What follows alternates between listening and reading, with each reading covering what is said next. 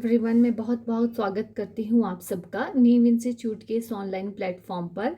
आज हम अपनी इस केमिस्ट्री की क्लास में solid states and liquid state of matter पढ़ेंगे, जिसमें हम टाइप्स ऑफ सॉलिड्स पढ़ेंगे और जो है वो विस्कोसिटी और सरफेस टेंशन के बारे में भी जानेंगे। तो अपनी क्लास में चलने से पहले मैं आपको नीव इंस्टीट्यूट के बारे में कुछ बता दूं। जैसा कि आप सभी अपनी स्क्रीन पर देख रहे हैं, मिशन HPSSC। मिशन HPSSC का मतलब है कि Himachal Pradesh staff selection commission और बोर्ड के अंडर आने वाले डिफरेंट कम्पिटिटिव की ऑनलाइन और ऑफलाइन कोचिंग जो है वो नीव इंस्टीट्यूट प्रोवाइड करता है, जिसके under HP clerical, HP light services, HP patwari, HP forest guard, HP police, HP TET और HP कमीशन की जो है वो प्रेपरेशन शामिल है।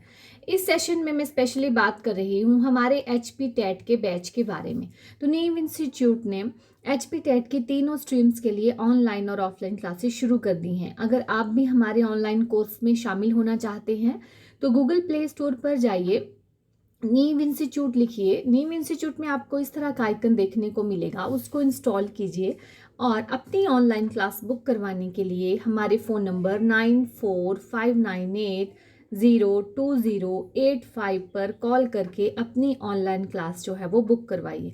अब मैं आपको बताऊं कि नीव इंस्टीट्यूट ज्वाइन करने में आपके क्या क्या बेनिफिट्स हैं। Benefits of our online and offline classes. सबसे पहला बेनिफिट जो आपको मिलेगा वो रहेगा 1 week demo free. 1 week demo free का मतलब है कि आप अगर ऑनलाइन और ऑफलाइन क्लासेस ज्वाइन करने में इंटरेस्टेड हैं तो ऐसा नहीं है कि फर्स्ट डे ही आपसे फीस मांगी जाएगी और कहा जाएगा कि आप जो है वो फीस डिपॉजिट करके ही क्लास में बैठिए। 1 वीक तक हम आपको फ्री पढ़ाएंगे, फ्री डेमो दिया जाएगा ताकि आप एनालाइज कर पाएँ कि क्या टीचर्स यहाँ पे कैपेबल हैं आपको आपके एग्ज़ाम की प्रेपरेशन करवाने के लिए, कि क्या जो हम यहाँ पे आपको पढ़ा रहे हैं वो आपके एग्ज़ाम पॉइंट ऑफ व्यू से है या नहीं। तो इसके लिए 1 वीक डेमो फ्री रखा है और आफ्टर 1 वीक जो है आप फी डिपॉजिट करके हमारी क्लासेस रेगुलर ज्वाइन कर सकते हैं। इसके अलावा daily classes, weekly test and quiz and doubt removal session भी हमारे मेन क्राइटेरिया हैं।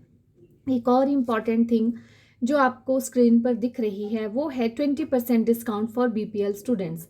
नीव इंस्टीट्यूट हर स्ट्रीम के लिए 20% डिस्काउंट रखता है BPL स्टूडेंट्स के लिए। जहां तक HP टेट की फ़ीस की बात है वो है 1999 रुपीज़ और इस फीस में भी हम 20% डिस्काउंट देंगे BPL स्टूडेंट्स के लिए। HP टेट में मैं आपको बता दूं केमिस्ट्री एंड बायोलॉजी का पोर्शन जो है वो मेरे पास रहेगा। तो चलिए चलते हैं अपनी केमिस्ट्री की क्लास में। स्टेट्स ऑफ मैटर में हमने पहले जो था वो गैसियस स्टेट्स पढ़ा था, डिफरेंट लॉज पढ़े थे, ठीक है, और किस तरह से प्रेशर इंक्रीज डिक्रीज होता है हाइट से, वो सारे फिनोमिने हमने जाने थे। अब है स्टेट्स ऑफ मैटर में solid state of matter. Solid आपको पता है क्या होते हैं, जनरल प्रॉपर्टीज़ क्या होती हैं कि उनका डेफिनेट शेप होता है, डेफिनेट साइज होता है, ठीक है, और वो जो है वो उनके जो एटम्स होते हैं वो बहुत पास पास होते हैं। तो मेनली जो सॉलिड्स होते हैं वो 2 टाइप के होते हैं, क्रिस्टलाइन एंड एमॉर्फस, ठीक है। क्रिस्टलाइन सॉलिड वो सॉलिड जो क्रिस्टल की फॉर्म में मिलेंगे और एमॉर्फस मतलब जो थोड़े सॉफ्ट टाइप होते हैं, क्रिस्टल की फॉर्म में नहीं मिलते हैं।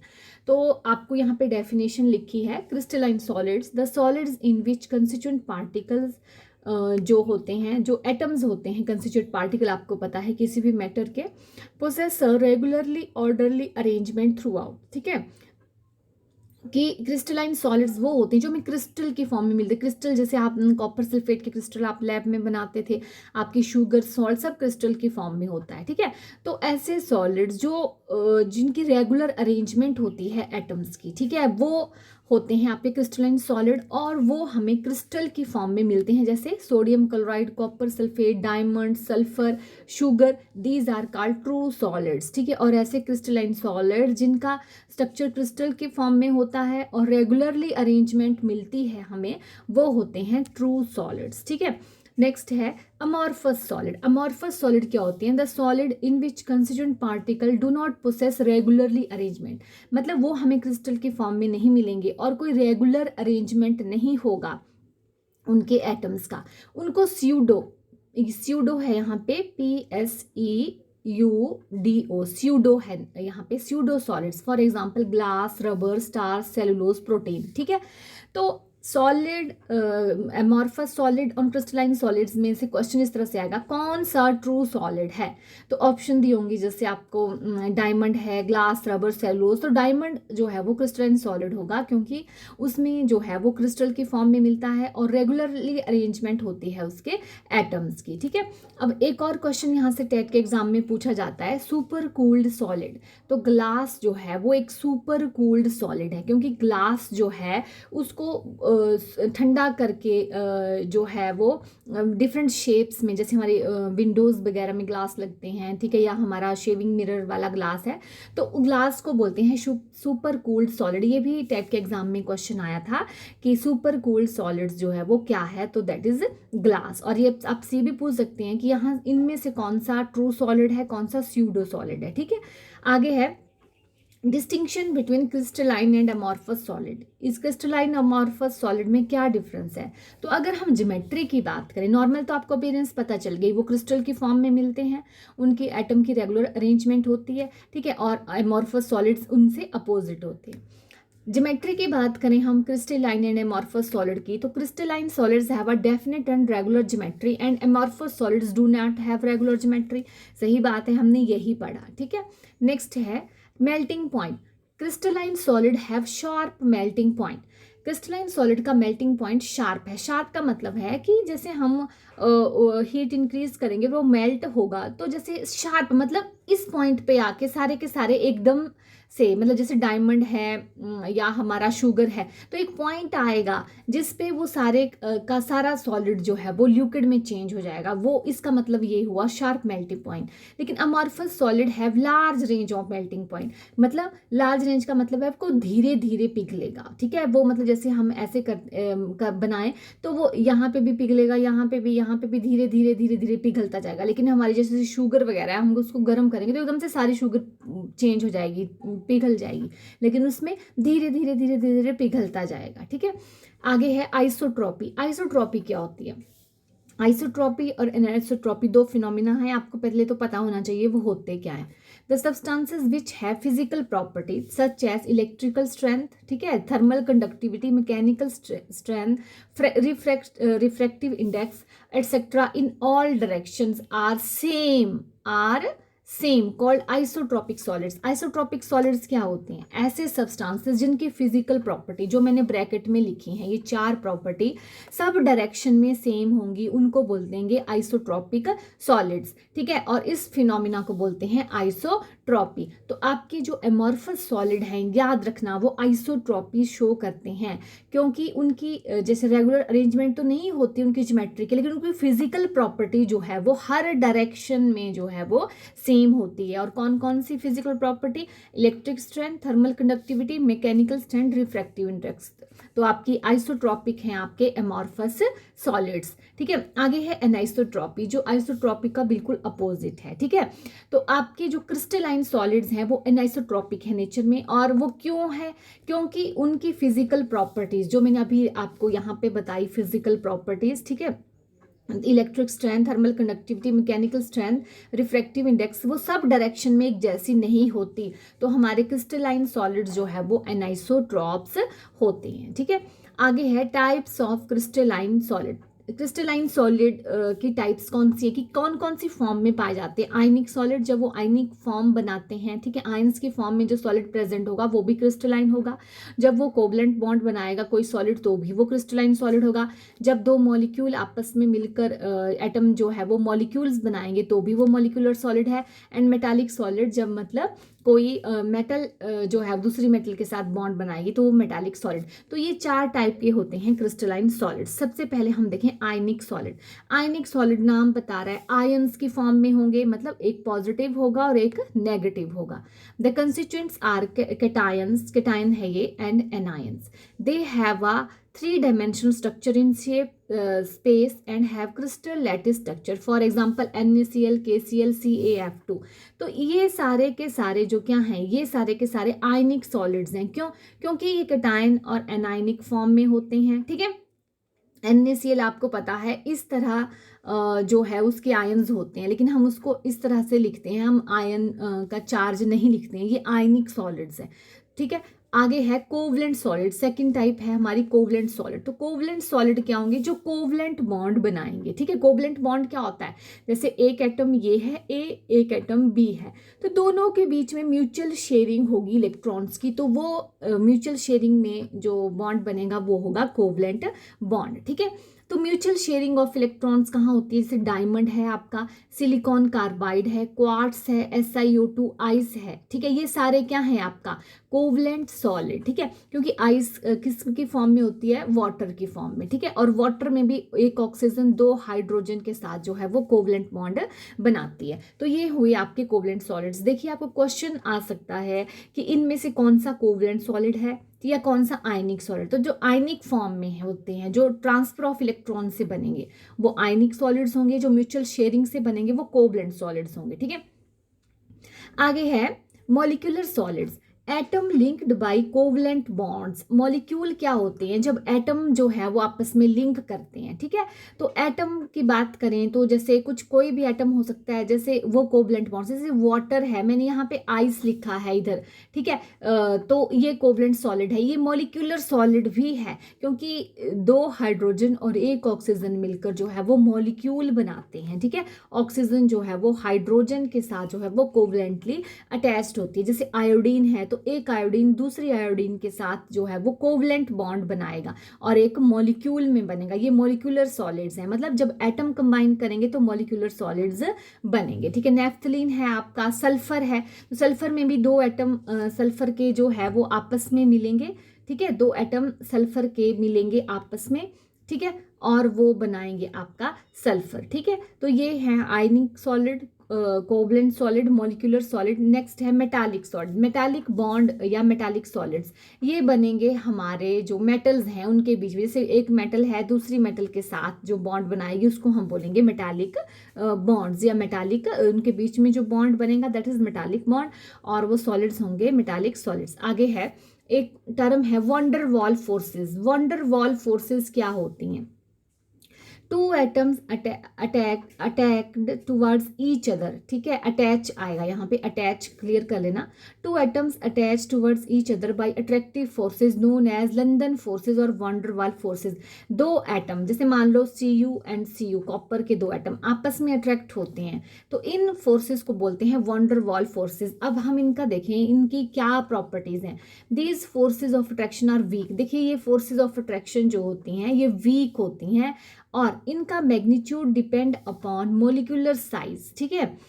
इनका जो मैग्नीट्यूड है वो मॉलिक्यूलर साइज पे डिपेंड करता है। मतलब जो वंडर वॉल फोर्सेस हैं वो वीक हैं, लेकिन वो कितनी मतलब स्ट्रांग होंगी या वीक होंगी वो डिपेंड करता है उनके मॉलिक्यूलर साइज पे। मोर द ठीक है, greater the molecular size more will with the force of attraction. अगर मॉलिक्यूलर साइज बड़ा है तो फोर्स ऑफ अट्रैक्शन जो है वो बड़ी होगी। मान लो मतलब हमारी जो एटम्स हैं, ठीक है, तो वो इस तरह से वो बड़ा सरफेस एरिया या मॉलिक्यूलर साइज है तो वंडरवॉल फोर्सेस ज़्यादा होंगी। अगर वो छोटे से स्पेस में इस तरह से रह रहा है तो उसकी वंडरफॉल फोर्सेस जो हैं वो वीक होंगी। तो इसका एग्जांपल एक से थ्रू किया है हमने, the isomeric pentane, the straight chain isomer have high boiling point as compare to branch chain, ठीक है। क्योंकि हमने बताया वंडरवॉल फोर्सेस जो होती हैं वो वीक होती हैं और वो डिपेंड करती हैं मॉलिक्यूलर साइज पे। बड़ा मॉलिक्यूलर साइज है तो वंडरवॉल फोर्सेस भी ज़्यादा हैं,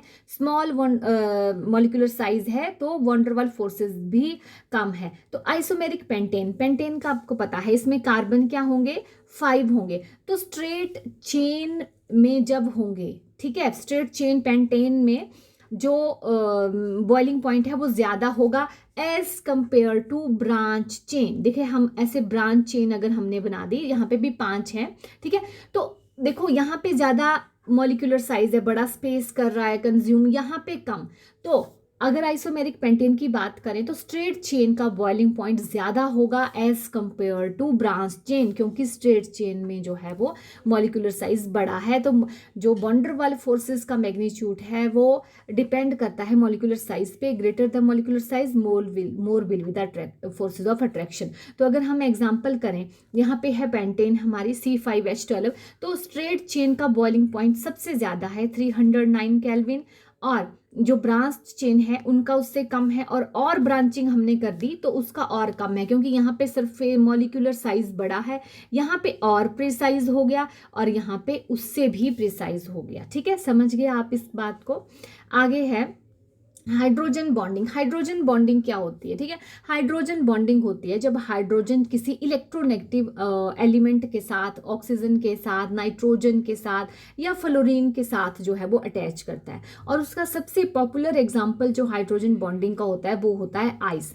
आइस में क्या होता है, two hydrogen atom join with oxygen with covalent bond and other two hydrogen with dotted line. ठीक है, रिजल्ट है यहाँ पे resulting in cage like structure. देखो हाइड्रोजन बॉन्डिंग में क्या होता है, एक ऑक्सीजन दो हाइड्रोजन के साथ जो है वो कोवलेंट बॉन्ड बनाती है। और आपको पता है कि अगर हम वाटर की और आइस की बात करें तो वहाँ पे बहुत सारे मॉलिक्यूल होंगे, किसके, हमारे इसके वाटर के। ठीक है, तो ये अपने वाले जो एक मॉलिक्यूल है ये वाला, वो ऑक्सीजन अपने हाइड्रोजन के साथ तो कोवलेंट बॉन्ड बनाएगी, लेकिन जो और हाइड्रोजन होंगे दूसरी ऑक्सीजन के, उसके साथ जो है वो डॉटेड लाइन वाला जो है वो एक स्ट्रक्चर बनाएगी, जिसको हम बोलते हैं हाइड्रोजन बॉन्ड। यहाँ पे ये हाइड्रोजन बॉन्ड है क्योंकि ये एक मॉलिक्यूल है, ये अलग मॉलिक्यूल है। ठीक है, तो ये ऑक्सीजन इस हाइड्रोजन के साथ कोवलेंट बॉन्ड बना रही है, लेकिन जो दूसरे वाला मॉलिक्यूल है वाटर का, उसके साथ जो है वो हाइड्रोजन बॉन्ड बना रही है। तो इससे जो है वो एक स्ट्रक्चर बनता है, पोरस स्ट्रक्चर होता है। ठीक है, पोरस का मतलब होता है बीच में से जो खाली हो, जैसे आपने पिंजरा देखा है तो उसके बीच में क्या होता है, खाली स्पेस होता है। तो इसकी वजह से जो पोरस स्ट्रक्चर बनता है, और जो डेंसिटी होती है आइस की वो लेस देन होती है वाटर से। ठीक है, और जो आइस है जो है वो फ्लोट करती है वाटर में। तो जैसे हम यहाँ पे देखें, देखो मैंने बताया ये एक मॉलिक्यूल है, ठीक है, ये दूसरा मॉलिक्यूल है। तो ये ऑक्सीजन अपने हाइड्रोजन के साथ तो कोवलेंट बॉन्ड बना रही है, लेकिन जो दो अदर मॉलिक्यूल्स हैं उनके हाइड्रोजन के साथ जो है वो क्या डॉटेड लाइन में लिखा है, वो हाइड्रोजन बॉन्ड है। तो अब देख रहे हैं केज लाइक स्ट्रक्चर बन रहा है, मतलब ऐसे बहुत सारे मॉलिक्यूल्स अटैच्ड होंगे इस साइड को भी। ठीक है, और एक केज लाइक स्ट्रक्चर इस तरह से बनेगा, बीच में से खाली होगा। तो इसकी वजह से जो डेंसिटी ऑफ आइस है वो वाटर से कम होती है, क्योंकि हल्की होती है, बीच में उसका पोरस स्ट्रक्चर होता है, और आइस जो है वो वाटर पे फ्लोट करती है। ठीक है, और अगर आपसे पूछें कि हाइड्रोजन बॉन्डिंग किस में ज्यादा होती है, देखो हाइड्रोजन बॉन्डिंग की वजह से पोरस स्ट्रक्चर बनता है। ठीक है, तो हाइड्रोजन बॉन्डिंग जो है वो वाटर के कंपैरिजन में आइस में ज्यादा होगी, क्योंकि वहां पे पोरस स्ट्रक्चर ज्यादा बनेगा, इसी के कारण जो है वो आइस वाटर पे फ्लोट करेगी। नेक्स्ट है liquid state of water. Liquid आपको प्रॉपर्टीज पता है जनरली क्या होती हैं, उसमें हम फिनोमिना पढ़ेंगे सरफेस टेंशन। सरफेस टेंशन क्या होती है, tangential force achieving along the surface of the liquid at right angles to the surface along 1 centimetre length of the surface. ठीक है, जनरली मैं आपको बता दूं तो देखिए, ये जैसे हमारा किसी कंटेनर में लिक्विड है तो उसके मॉलिक्यूल्स होंगे, तो सरफेस टेंशन एक सरफेस फिनोमिना है। क्यों? क्योंकि जो बीच में मॉलिक्यूल्स होंगे, जैसे मान लो ये बीच वाला मॉलिक्यूल है, तो ये अदर मॉलिक्यूल इसको सब तरफ से बराबर ही अट्रैक्ट करेंगे, और नेट पुल जो है वो इस पे 0 होगा, ये ऐसा का ऐसा ही रहेगा। लेकिन अगर मैं बात करूं यहाँ पे सरफेस मॉलिक्यूल की, ठीक है, सरफेस मॉलिक्यूल जो सरफेस पे होंगे, तो सरफेस मॉलिक्यूल को जो है वो नीचे वाले मॉलिक्यूल जो है वो खींचेंगे। ठीक है, खींचेंगे सरफेस मॉलिक्यूल को, तो उसकी वजह से उस पे एक पुल बनेगा। ठीक है, वो नीचे को खींच रही है लेकिन उसने अपनी जगह नहीं छोड़नी है, तो उसको एक पुल बनेगा, और वो स्मॉल स्मॉल स्फेरिकल स्ट्रक्चर लेने की कोशिश करेगा। जैसे मान लो ये वाला मॉलिक्यूल है, उसको सब तरफ से खींच रहे हैं, तो वो छोटा छोटा होता जाएगा और ऐसे ऊपर की ओर जाएगा। ठीक है, तो ये होती है सरफेस टेंशन। ठीक है, जिसकी डेफिनेशन यहाँ पे लिखी है। ठीक है, ये है।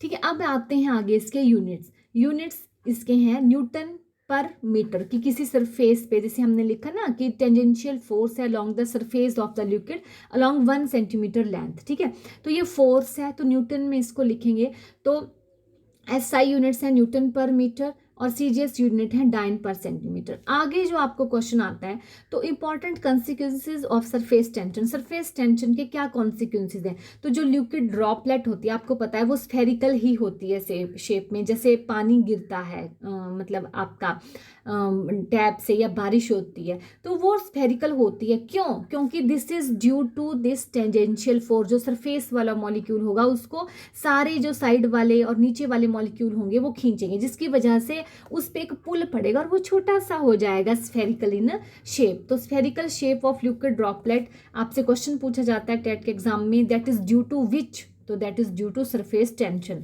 And capillary action, capillary action in oil lamp, ठीक है, ऑयल में आप जो है वो बत्ती लगाते हैं तो नीचे तेल डालते हैं और वो एक बार जलाए तो जलती रहती है, this that is also due to surface tension, क्योंकि वो जो सरफेस आपने थोड़ा सा गीला किया है तो उसको जो है वो नीचे वाले जो आपका तेल होता है वो खींचता रहता है, वो ठीक है, वो खींचते हैं उसको और उसकी वजह से जो है वो ऑयल ऊपर आता है, वो जलती रहती है। तो इसके दो कॉन्सिक्वेंस हैं, capillary action and oil lamp जो जलता है वो, और spherical shape of liquid droplet. Next है विस्कोसिटी। विस्कोसिटी क्या होती है? देखिए आप, internal resistance to the flow processed by liquid. Viscosity है कि इसी लिक्विड को फ्लो करने में जो दिक्कत आती है, सीधी बात है। तो जैसे आपके देखना, अपने वाटर है, अल्कोहल है, केरोसिन है, वो फास्ट फ्लो करते हैं, जरा से फेंके कहीं भी पहुंच जाते हैं। लेकिन आपका हनी है, ग्लिसरॉल है, कैस्टर ऑयल वगैरह हैं, वो धीरे धीरे फ्लो करते हैं। तो इट इज़ विस्कोसिटी। ये किसकी वजह से? विस्कोसिटी की वजह से। Internal resistance to flow of liquid is viscosity. आगे है कोफिशिएंट ऑफ विस्कोसिटी, मतलब जो विस्कोसिटी है उसको हम ईटा, इस तरह से लंबा एन है, यहाँ पे थोड़ा छोटा लिखा है, कोफिशिएंट ऑफ विस्कोसिटी ईटा से जो है वो डिनोट करते हैं, ठीक है। और इसके SI यूनिट्स यहाँ पे नहीं लिखे हैं, मैं बता देती हूँ, न्यूटन पर मीटर पर सेकेंड, और CGS जो होते हैं, ठीक है, न्यूटन पर मीटर पर सेकेंड, और CGS होते हैं न्यूटन पर सेंटीमीटर पर सेकेंड। ये यूनिट्स होते हैं विस्कोसिटी के, ठीक है। और इसका जो पेपर में पूछा गया था कि पॉइस किसके यूनिट्स हैं, पॉइस भी यूनिट्स जो हैं वो विस्कोसिटी के हैं, याद रखना है, सरफेस टेंशन के नहीं है, विस्कोसिटी के हैं। आगे है greater the intermolecular forces more will be the surface tension and viscosity. सही बात है कि ज़्यादा इंटरमोलिकुलर फोर्सेज होगी एटम्स के बीच में तो सरफेस टेंशन भी ज़्यादा होगी और विस्कोसिटी भी ज़्यादा होगी। क्यों? क्योंकि फोर्सेस ऑफ अट्रैक्शन की वजह से ही वो स्फेरिकल होता है ऊपर वाला, क्योंकि नीचे वाले उसको पुल करते हैं। और रेजिस्टेंस इन फ्लो, जो विस्कोसिटी है वो भी सिर्फ अगर वो फोर्सेस ऑफ अट्रैक्शन ज़्यादा होंगी मॉलिक्यूल के बीच में तो वो जल्दी फ्लो नहीं करेंगे लिक्विड, ठीक है। आगे है by increasing temperature surface tension and viscosity decreases. सही बात है, जब हम टेम्परेचर इंक्रीज करेंगे तो surface tension and viscosity decrease करेगी। क्यों करेगी? क्योंकि इंक्रीज करेंगे टेम्परेचर तो इंटरमोलिकुलर फोर्सेस टूटेंगी तो सरफेस टेंशन और विस्कोसिटी भी जो है वो डिक्रीज करेगी। तो ये था हमारा केमिस्ट्री का क्लास, ठीक है। इसमें हम लास्ट क्लास थी हमारी ये, हमने ऑलमोस्ट ऑल सिलेबस जो है वो केमिस्ट्री का टेट के लिए कंप्लीट कर दिया है। अगर कोई टॉपिक बचते हैं, ठीक है, कि जो नहीं हुए हैं तो वो जो हमारी MCQ सीरीज़ आती है हम वहाँ पे भी अच्छे से एक्सप्लेन करते हैं उनको। तो वहाँ पे भी आपके जो टॉपिक आपको लगता है कि बचे हैं या वो जो आ रहे हैं एग्जाम में तो वो MCQ सीरीज़ में जो है वो कंप्लीट हो जाएंगे। तो आज के लिए इतना ही। Thank you and have a nice day.